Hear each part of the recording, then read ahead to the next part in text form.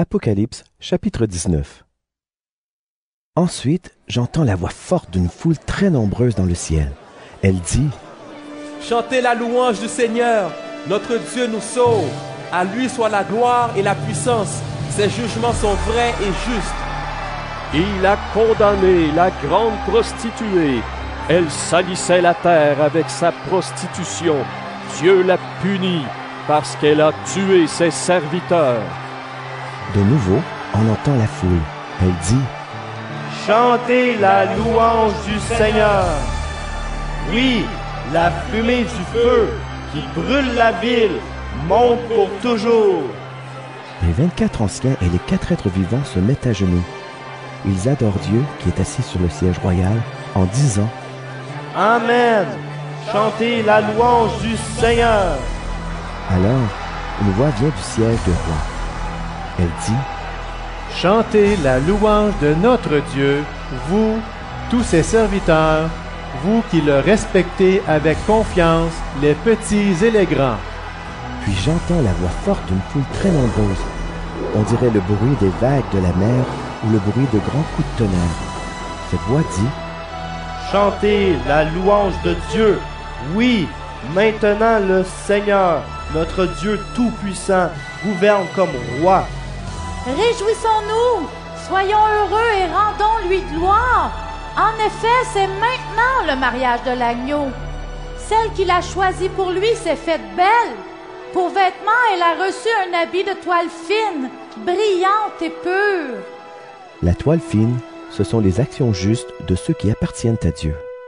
L'ange me dit : Écrit, ils sont heureux, les invités au repas de mariage de l'agneau.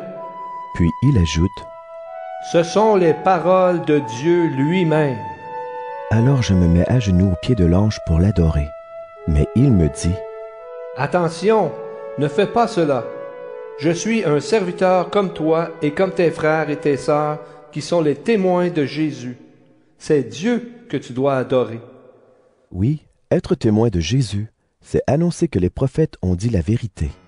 Ensuite, je vois le ciel ouvert. Il y a un cheval blanc et son cavalier s'appelle Fidèle et Vrai. Il juge et combat au moyen de la justice. Ses yeux brillent comme du feu. Il porte beaucoup de couronnes sur la tête. Un nom est écrit sur lui que personne ne connaît, sauf lui. Il est habillé d'un vêtement couvert de sang et il s'appelle Parole de Dieu. Les armées du ciel le suivent sur des chevaux blancs. Tous portent un vêtement de toile fine, blanche et pure. Une épée pointue sort de la bouche de ce cavalier pour frapper les peuples de la terre. Il les dirigera très durement. Il écrasera le raisin dans le pressoir à vin de la terrible colère du Dieu Tout-Puissant. Sur son vêtement et sur sa jambe, un nom est écrit : Roi des rois et Seigneur des seigneurs. Puis je vois un ange debout dans le soleil. Il crie d'une voix forte à tous les oiseaux qui volent très haut dans le ciel : Venez, réunissez-vous pour le grand repas de Dieu. Venez manger les rois, les chefs, les puissants. Venez manger les chevaux et leurs cavaliers. Venez manger tous les êtres humains, les personnes libres et les esclaves, les petits et les grands. Et je vois la bête, les rois de la terre et leurs armées. Ils sont réunis pour combattre le cavalier et son armée. La bête est faite prisonnière et le faux prophète avec elle. Ce faux prophète avait fait des choses extraordinaires devant la bête. Et ainsi, il avait trompé ceux qui avaient reçu la marque de la bête et qui adoraient sa statue.